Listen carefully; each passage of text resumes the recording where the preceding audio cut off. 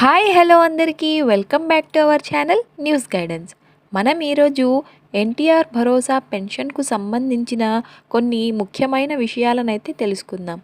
అయితే మనలో చాలామందికి ఎన్టీఆర్ భరోసా పెన్షన్ ఎక్కడ అప్లై చేసుకోవాలి, ఎప్పుడు స్టార్ట్ అవుతుంది ఈ పథకం, డాక్యుమెంట్స్ను ఏమైనా కొత్తగా చేయించుకోవాలా, మరియు ఇక దీనితో పాటు ఎన్టీఆర్ భరోసా పెన్షన్ అనేది స్త్రీలకు మాత్రమేనా లేదా పురుషులు కూడా అప్లై చేసుకోవచ్చా?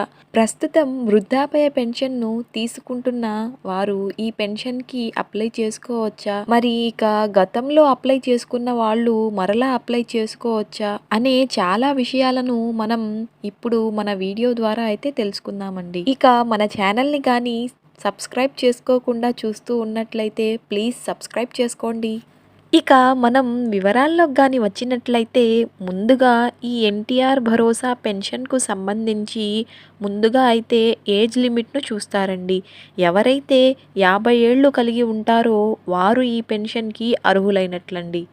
అయితే ఈ వయస్సును ఎలా తెలుసుకుంటారు అనేది మనం ఒకసారి గమనించినట్లయితే మనం ఇచ్చే ఆధార్, పాన్, రేషన్ వంటి డాక్యుమెంట్స్ ద్వారా మన ఏజ్ను అంటే వయస్సును క్యాలిక్యులేట్ చేస్తారండి. ఈ 3 డాక్యుమెంట్స్లో మనం ఇచ్చిన వయస్సు అనేది ఒకేలా ఉందా లేదా అనేది వారు చూస్తారండి.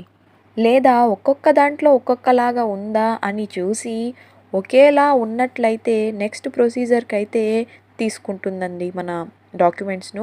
లేదా వేరేలాగా ఉన్నట్లయితే ఉదాహరణకు ఆధార్లో ఒకలాగా, రేషన్లో ఒకలాగా, పాన్ కార్డులో వేరేలాగా మన వయస్సును కలిగి ఉన్నట్లయితే ఆ అప్లికేషన్ అనేది పెండింగ్లో పడిపోయే అవకాశం అయితే ఉందండి.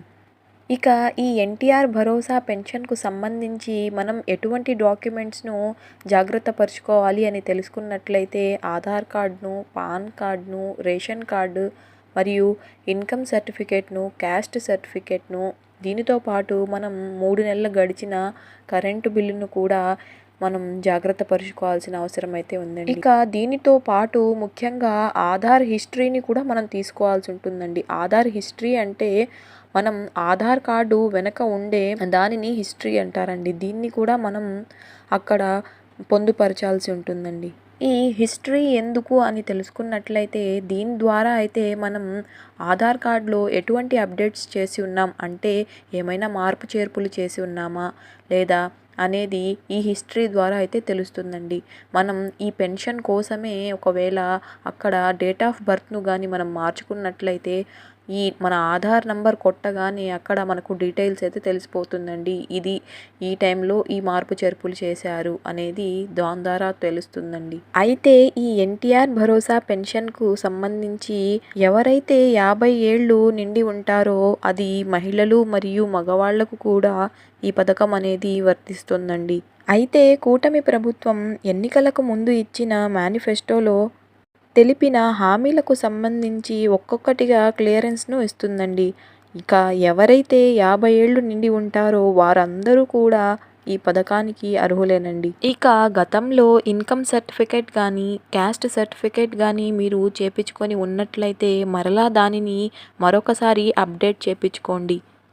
ఎందుకు అని అనుకున్నట్లయితే ఇంతకుముందు అవి ఫొటోస్తో వచ్చేవండి. ఇప్పుడు అవి లేకుండా అయితే వస్తున్నాయి. దీనివల్ల అయితే మనకు అప్లికేషన్ అనేది పెండింగ్లో పడకుండా ఉండేందుకు ఛాన్సెస్ అయితే ఎక్కువగా ఉంటాయండి.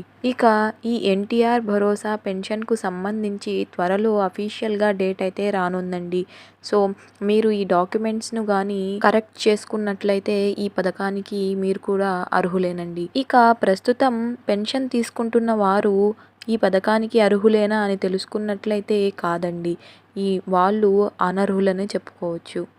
ఎందుకు అని అనుకున్నట్లయితే వారికి ఆల్రెడీ ప్రభుత్వం నుంచి పెన్షన్ అందుతుంది కాబట్టి. సో ఇదండి ఈరోజు సమాచారం. ఈ సమాచారం కానీ మీకు ఉపయోగపడినట్లయితే ప్లీజ్ మన ఛానల్ని లైక్ చేసి, షేర్ చేసి, సబ్స్క్రైబ్ చేసుకోండి. Thank you.